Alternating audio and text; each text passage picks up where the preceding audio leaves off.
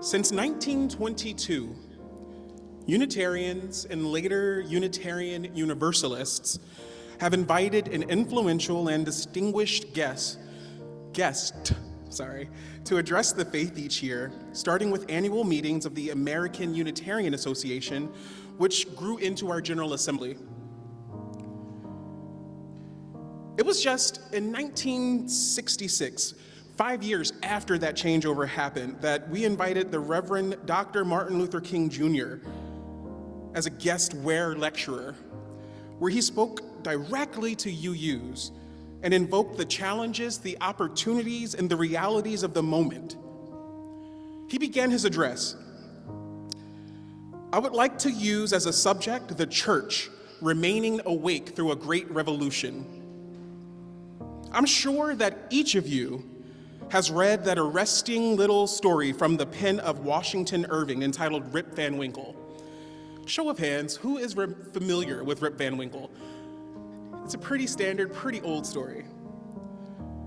One thing that we usually remember about the story of Rip Van Winkle is that he slept for 20 years. But there's another point in that story which is almost always completely overlooked. It's that the sign on the inn of the little town on the Hudson from which Rip went up into the mountains to sleep had a picture of King George III when he first went up into the mountains. But by the time he came back down, that sign had a picture of George Washington, the first president of the United States, on it. When Rip Van Winkle looked up at the picture of George Washington, he was amazed. He was completely lost. He knew not who he was, and the incident reveals to us a striking thing about the story of Rip Van Winkle. It's not merely that he slept 20 years, but that he slept through a revolution. While he was peacefully snoring up in the mountains, a revolution was taking place in the world that would change the face of human history. Yet Rip knew nothing about it. He was asleep. One of the great misfortunes of history is that all too many individuals and institutions find themselves in a great period of change and yet fail to achieve the new attitudes and outlooks that the new situation demands. There is nothing more tragic than a sleep through a revolution. Dr. King went on to offer three points in particular that UUs can do to remain awake through the massive social changes and political upheavals of the time. Number one, King challenged us to instill a world perspective in our congregations. He notes, through our scientific genius, we have made of this world a neighborhood, and now our moral and ethical commitment must make it a brotherhood. To update King's language, I call for a fellowship of consciousness. All life is interrelated, and somehow we are all tied up together. For some strange reason, I can never be what I ought to be until you are who you ought to be. And you can never be who you ought to be until I'm free to be who I ought to be. Number two, King challenged us and challenged it as necessary for the church to affirm and reaffirm the essential immorality and evil of racial segregation. It's necessary to refute the idea that there are superior and inferior races, King wrote. King challenged us to continually acknowledge, confront, and uproot white supremacy and every other ism. 3, social action. It's not enough, King wrote, for the church to work in the ideological realm. We must engage in the strong action programs to rid ourselves of the last vestiges of segregation and discrimination. One of the great misfortunes of history is that all too many individuals and institutions find themselves in a great period of change and yet fail to achieve the new attitudes and outlooks that the new situation demands. There's nothing more tragic than to sleep through a revolution. Not even joining the wrong side of the revolution. What's more tragic is being asleep and not even realizing that a great revolution is among us. These words challenged and haunted me all of my life.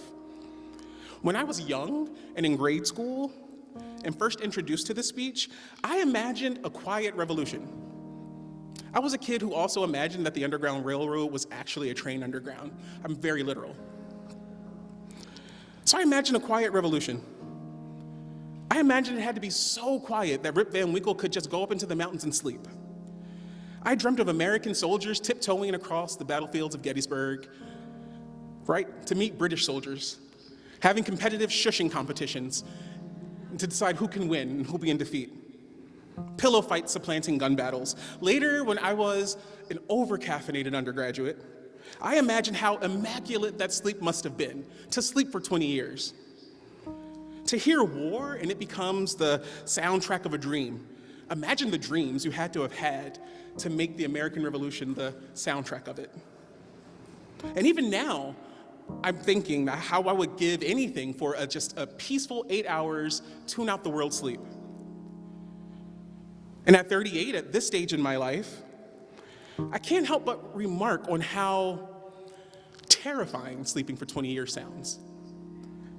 Right? The fear of falling asleep through an alarm is enough to set my anxiety on 10. I didn't sleep this morning, partly because Reverend Abby was sick, but also because I'm just up.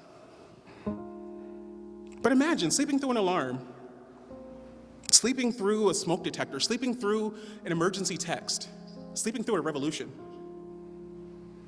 And so instead of imagining quiet and peace, I'm now preoccupied with imagining what forces could lead someone to be so preoccupied, so disconnected, so disaffected, so anesthetized that they could sleep through tumult and change.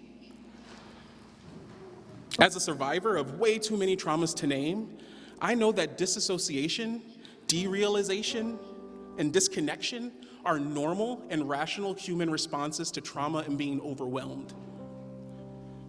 It's not really hard to sleep through great change when those great changes are overwhelming and terrify us. And I know that collectively, those reactions can create institutions that are fearful of themselves, fearful of their histories, bound up to repeat past traumas that they've never grown the capacity to understand or integrate. So now I'm left with asking what traumas invite us to depart from reality. I ask what realities are so traumatizing that they invite us to look away as a response to being overwhelmed. As a UU, I ask, what are our values?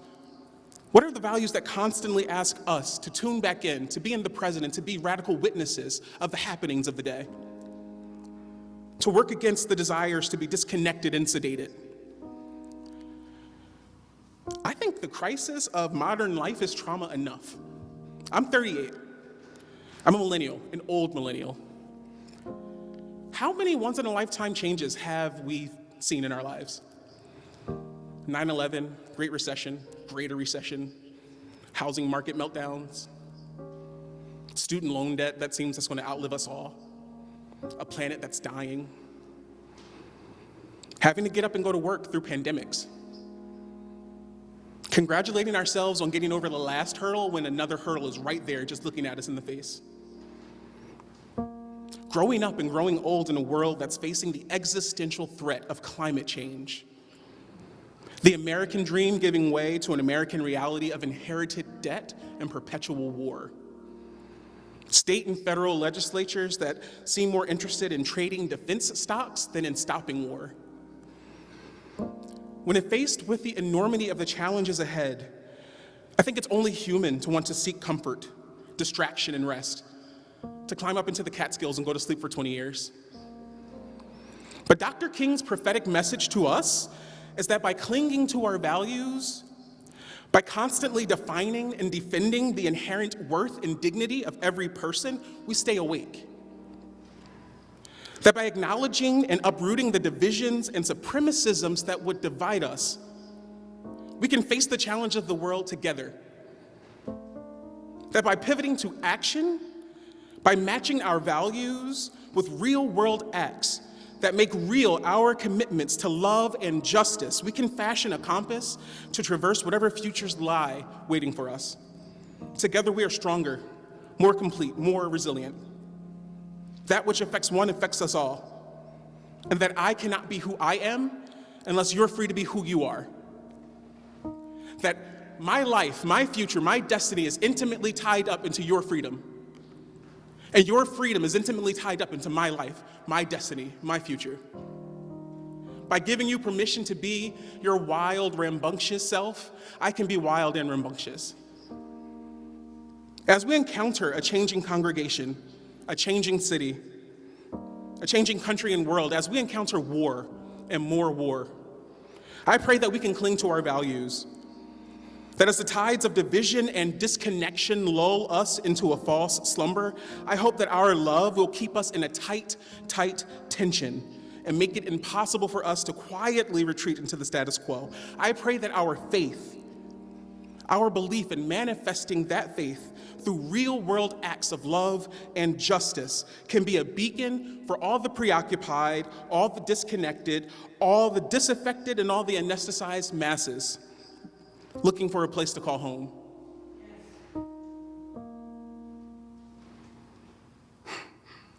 I hope that we can create a soul force that can overwhelm the forces that seem too big and operate against our bodies. I pray that we can find each other and continually do the work of building blessed community.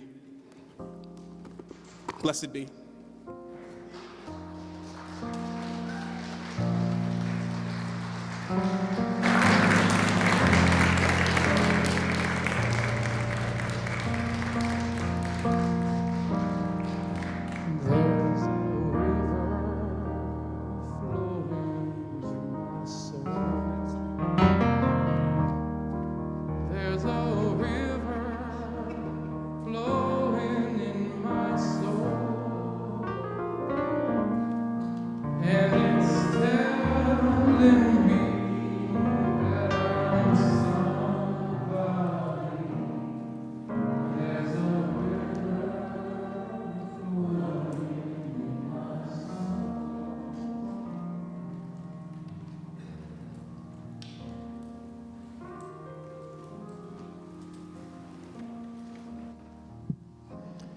Good morning.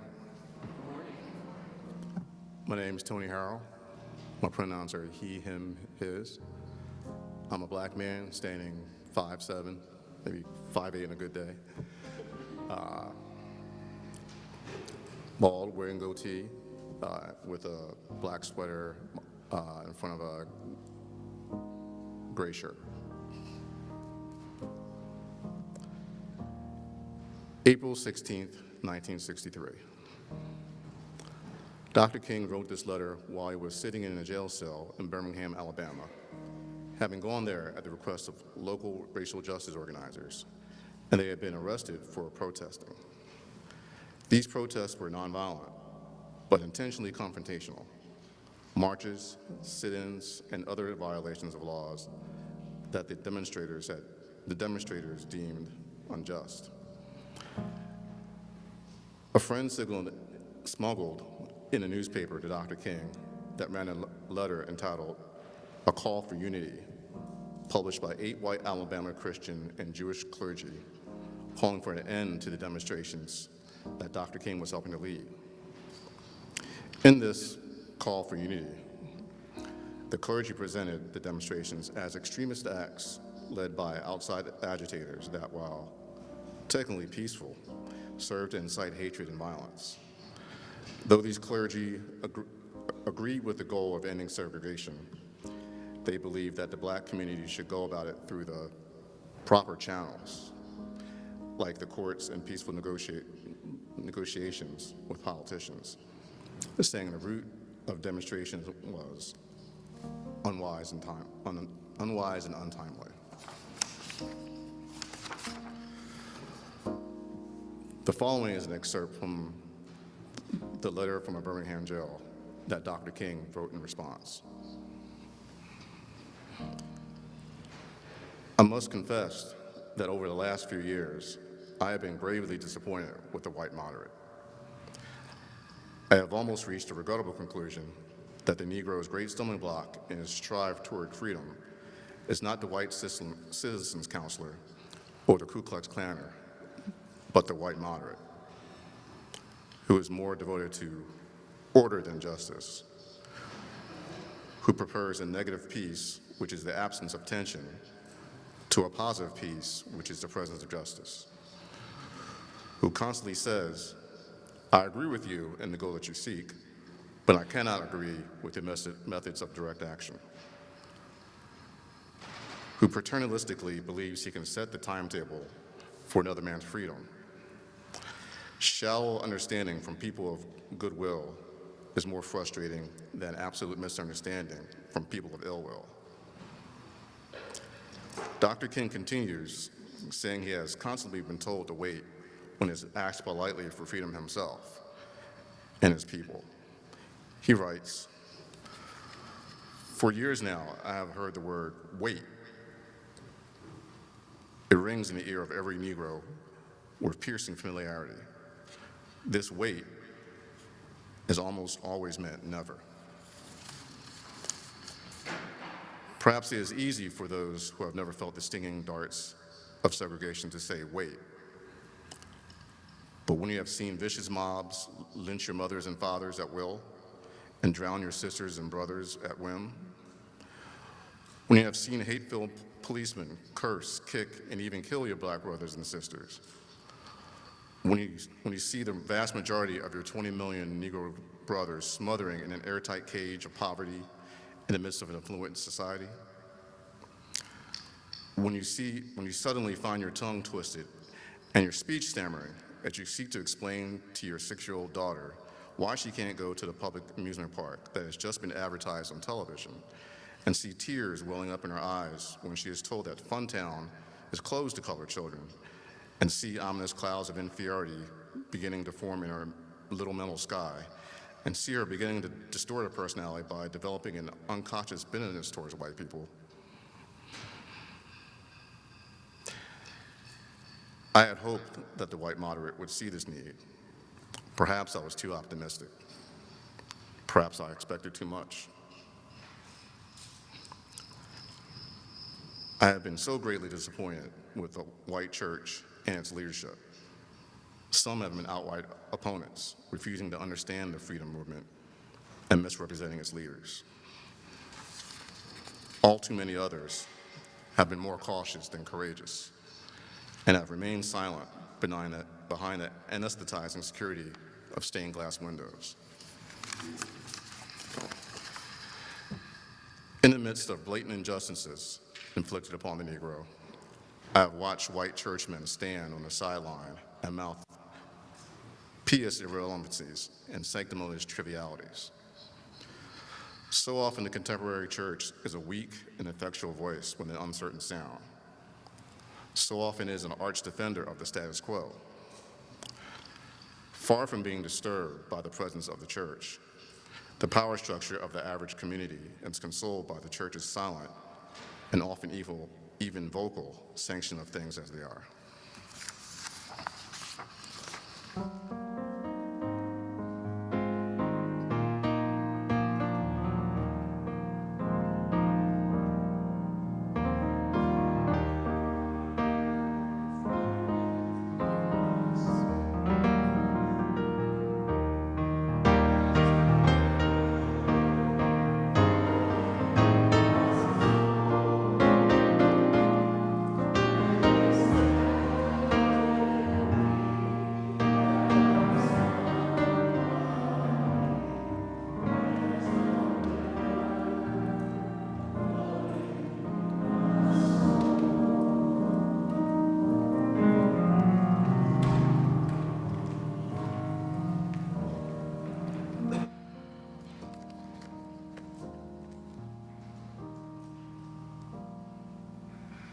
Another memorable highlight, the Vietnam War.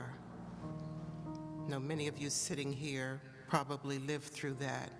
I know I was a high school student when all of that was going on, and where people that we knew were being drafted, and those that never came back, and those that did come back, the impact of the war on their lives. So there are two excerpts that I want to share. One is called Beyond Vietnam. the Martin Luther King Research and Education Institute at Stanford University writes, on April 4th, 1967, Martin Luther King Jr. delivered his seminal speech at the Riverside Church in New York, condemning the Vietnam War, declaring, "My conscience leaves me no other choice." King describes the war's deleterious effects on both America's poor and Vietnam peasants and insisted that it was morally imperative for the United States to take radical steps to halt the war through non-violent means. To change course, King suggested a 5-point online for stopping the war, which included a call for unilateral ceasefire. To King, however, the Vietnam War was only the most pressing symptom of American colonialism worldwide. You see, King claimed that America made peaceful revolution impossible by refusing to give up the privileges and the pleasures that come from the immense profits of overseas investments. The immediate response to King's speech was largely negative. The following is an excerpt from the Beyond Vietnam, A Time to Break Silence speech. I am convinced that if we are to get on the right side of the world revolution, we as a nation must undergo a radical revolution of values. We must rapidly begin the shift from a thing-oriented society to a person-oriented society. When machines and computers, profit motives and property rights are considered most important than people, the giant triplets of racism, materialism, and militarism are incapable of being conquered. A true revolution of values will soon cause us to question the fairness and injustice of many of our past and present policies. On the one hand, we are called to play the Good Samaritan on life's roadside, but that will only be an initial act. One day we must come to see that the whole Jericho road must be transformed so that men and women will not be constantly beaten and robbed as they make their journey on life's highway. True compassion is more than flinging a coin to a beggar. It is not haphazard and superficial. It comes to see that an edifice which produces beggars needs restructuring. A true revolution of values will soon look uneasily on the glaring contrast of poverty and wealth. With righteous indignation, it would look across the seas and see individual capitalists of the West investing huge sums of money in Asia, Africa, and South America, only to take the profits out with no concern for the social betterment of the countries and say, this is not just. It would look at our alliance with the landed gentry of Latin America and say, this is not just. The Western arrogance of feeling that it has everything to teach others and nothing to learn from them is not just. A true revolution of values will lay hands on the world order and say of war, this way of settling differences is not just. This business of burning human beings with napalm, of filling our nation's homes with orphans and widows, of injecting poisonous drugs of hate into the veins of people normally humane, of sending men from dark and bloody battlefields, physically handicapped and psychologically deranged, cannot be reconciled with wisdom, justice, and love. A nation that continues year after year to spend more money on a military defense than on programs of social uplift is approaching spiritual death. America, the richest and most powerful nation in the world, can well lead the way in this revolution of values. There is nothing except a tragic death wish no prevent us from reordering our priorities so that the pursuit of peace will take precedence over the pursuit of war. There is nothing to keep us from molding a recalcitrant status quo with bruised hands until we have fashioned it into a brotherhood. Amen. Hi, I'm Reverend Hannah Capaldi. And I'm Reverend Abby Tennis. We are the ministers at the First Unitarian Church of Philadelphia, where our mission is to awaken love and justice in our lives and in the world. We're so grateful that you watched, and we hope that the sermon connected with your soul. We also want to invite you to join us for a live worship service every Sunday at 11 a.m. Eastern Time.